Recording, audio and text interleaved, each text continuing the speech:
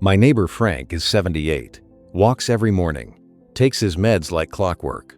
Last year, his doctor checked his pressure, 142/88. The doctor patted his shoulder and said, "Frank, these numbers are fine for your age. Nothing to worry about." 3 months later, Frank had a stroke. When he went back, the doctor said, "Well, it was a little elevated, but we didn't think it was a problem." They didn't think it was a problem because the numbers said he was okay. But the numbers lied. That number you have trusted your whole life, 140/90, it might be lying to you too. Here is what is actually happening inside your body. Your arteries are like rubber bands. When you are young, they stretch and bounce back easily. That is healthy. As you age, those rubber bands get stiffer. And when your blood pressure is high, it is like constantly stretching them past their limit. Over time, they lose their ability to bounce back. They develop tiny tears. Your body tries to repair those tears with cholesterol and plaque. That is how arteries get clogged. That is how heart attacks happen. That is how strokes happen. Not suddenly, slowly, quietly, over years, while you feel fine, while you think nothing is wrong. This is why doctors call high blood pressure the silent killer. Now let me tell you about the SPRINT study. Huge study. Thousands of people over 50. One group aimed for pressure below 140. The other group aimed for below 120. The results were so dramatic they stopped the study early. The lower group had way fewer heart attacks, fewer strokes, fewer deaths. But here is the catch. End of quote. The lower group also had more side effects, more dizziness, more fainting, more emergency room visits. So what does this tell us? Lower is not automatically better for everyone. The right number depends on you. Let me give you 2 examples, both 72 years old. Meet Margaret, active, walks 2 miles daily, gardens, line dances on Thursdays, volunteers at church. For Margaret, pressure at 135 needs attention. She has decades of active life ahead. She wants to keep those arteries healthy. Now meet George, also 72. Diabetes, arthritis, takes meds that make him dizzy, fell last year and broke his wrist. For George, pushing pressure down to 120 could be dangerous. If he gets dizzy and falls again, he could break a hip, lose his independence. For George, 140 might actually be safer. Same age, same numbers, completely different approaches. This is what the new 2026 guidelines are about. You and your doctor deciding what makes sense for your life. Here is something that bothers me. Doctors sometimes say, "For your age, it's fine." I hate that phrase. Yes, blood pressure rises as we age. That does not mean it is harmless. That does not mean we should accept it. That is like saying falls are normal for your age, so don't bother preventing them.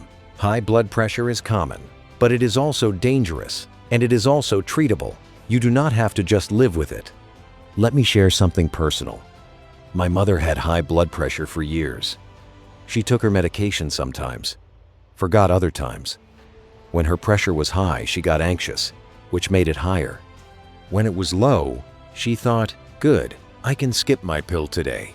She didn't understand why it mattered. Nobody explained it in a way that stuck. I tell you this because I don't want that to happen to you. I don't want you to look back in 5 years and think, "If only I had known." So here's what you need to do starting today. First, get a good blood pressure monitor. Upper arm, not wrist. Check morning and evening. Write it down. Keep a log. At the doctor's office, nerves can spike your pressure 20 points. That is called white coat hypertension. Home readings give the real picture. Second, watch salt. Most is hidden in food, not the salt shaker. Canned soup, bread, salad dressing, deli meat, frozen dinners. 1 can of soup can have half your daily limit. Third, move your body. 5 minutes, 10 minutes. Chair exercises if you cannot walk. Just move. It keeps blood vessels flexible. It is free. Fourth, watch alcohol. More than 1 drink a day for women, 2 for men, and pressure creeps up. Fifth, manage stress, prayer, meditation, talking to a friend. getting outside. Stress hormones constrict blood vessels. Calming yourself is medical advice. Sixth, get good sleep. Same time bed, same time up. Dark room. No screens before bed. Poor sleep raises pressure. Now about medication. If your doctor prescribes it, take it every day. Do not skip because you feel fine. Do not skip because your pressure was good this morning. The medication is why your pressure was good. If you have side effects, tell your doctor. Do not just stop. There are many kinds. Sometimes it takes a few tries to find the right one. Be careful with supplements. Most claiming to lower pressure naturally are a waste of money. Some interfere with medication. Talk to your doctor first. I know what you might be thinking. You have been at 140 for years, and nothing bad happened. Your friend is 85 and eats bacon every day, and his pressure is fine. Your doctor said you are okay. Let me be straight. Your friend with good pressure? That is genetics. You cannot control genetics. You can control your choices. Do not play Russian roulette based on what works for someone else. Your doctor who said you are okay, they might be busy. They might have 30 patients waiting. That does not mean you should not ask questions. Nothing bad happening yet? That is good. But high blood pressure is a long game. Damage happens over decades. You might feel fine today and still be on a path toward trouble. Think of it like a leaky pipe in your basement. A small drip. You put a bucket under it and forget about it. No big deal.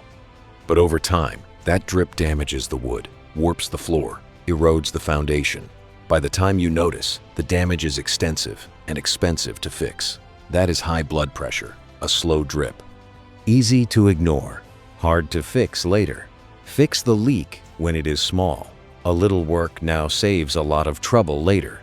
I know it is not easy. Life gets in the way. But this is your heart, your brain, your life. It deserves attention. If you are caring for someone, help them check their pressure. Go with them to the doctor. And do not forget your own health. You cannot pour from an empty cup. So here is what I want you to do. First, check your pressure this week, today if you can. Second, talk to your doctor. Ask what target makes sense for you. Third, make one small change. Just one. Cut back on salt. Add a short walk. Go to bed earlier. Fourth, be patient. This is not about perfection. Some days you will do great. Some days you will slip. That happens. Just get back on track tomorrow. The ones who do best are not perfect. They keep showing up. They keep trying. They do not give up. You have made it this far. You have lived through hard times. You have overcome challenges. This is